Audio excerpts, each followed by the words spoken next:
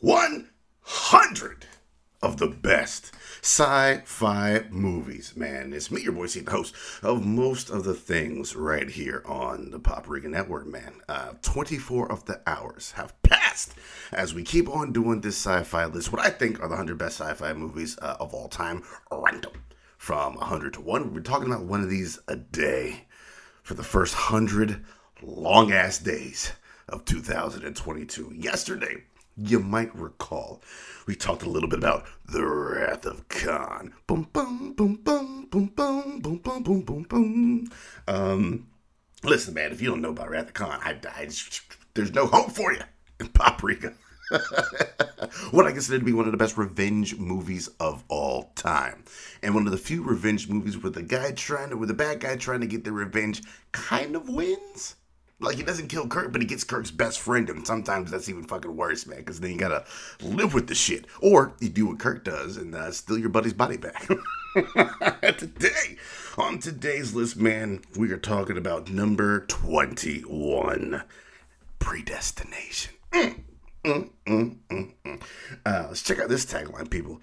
To save the future, he must reshape the past. I'll give that a solid B+, I think. Predestination chronicles the life of a temporal agent sent on an intricate series of time travel journeys designed to prevent future killers from committing their crimes.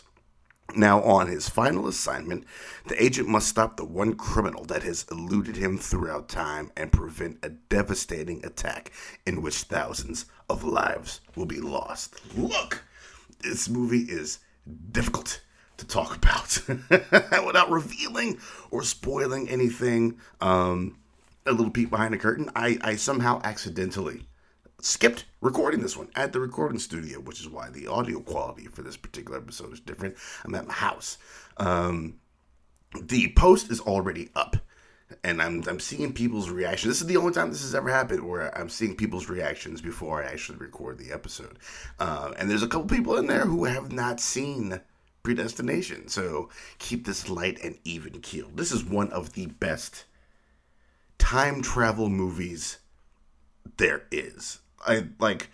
We consider Back to the Future to be like the end all be all when it comes to time travel, right? And for the most part, like, the rules it set are so, like I said on that episode, the rules it set are so firm, they're iconic, and that's what a lot of other time travel stories have based their rules off of. And Predestination kind of plays with that, kind of not, but the story that surrounds the time travel is far better than the story of Back to the Future, I think. This takes into the account of literally predestination. Are things preordained? Can you change things that are in the past? Or if you change things in the past, does it change the future? Is that possible? Or are we on one straight path that is set for a destiny, fate, call it karma, whatever you want to call it, man? Are we on that set path, and can anything knock us off of that set path? Is what Predestination is kind of all about, while also having this cool crime thriller happening at the same time of these temporal agents who are trying to stop this cat named the Fizzle Bomber, which is a very dope name for an antagonist. It sounds like something the press would come up with, and everyone just kind of ran with it, right? Time travel, man, you're trying to catch this cat during multiple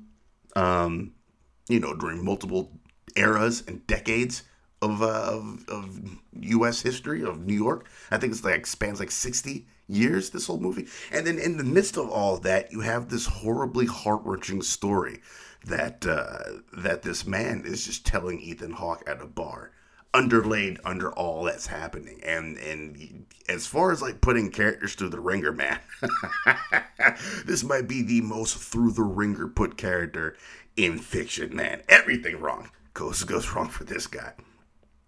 It's just brilliant storytelling. It is some of the best science fiction that has been written. This is based off a book, in all disclosure, based off of a book by our Lord Robert Heinlein. It's called All You Zombies, even though it is not a zombie movie at all. It's called All You Zombies. It's talking about the world as it just kind of goes about its day on their set path. Those are what he's referring to as zombies. Listen, if you haven't checked out Predestination, this, sometimes I talk about, movies where you really got to pay attention. And this is a phones down movie. And every once in a while, I'll refer to a phones off movie. Predestination is 100% a phones off movie. You need to be 1000% dialed in at all times. And you're not going to catch everything the first time. Not like in the primer way of you're not going to understand it all the first time. This movie goes to good lengths to make sure you understand everything that happens by the end. But when you go back and you rewatch it a second or a third time, then you'll start to see all the little hints and things to come. Certain character reactions. Certain things are said in certain ways. Certain little bit of, like a little bit of Easter eggs that will make you fully appreciate this movie even more.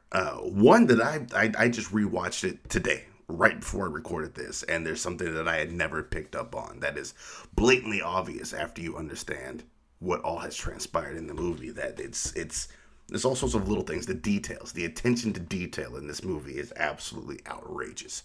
So that's it, man. That's it for number 21 on our list, Predestination. We're getting close, man. That light at the tunnel's getting brighter and brighter and brighter. What's 20 gonna be? Well, I guess we'll find out here soon, man. Come back 24 to the hours right here on Paprika.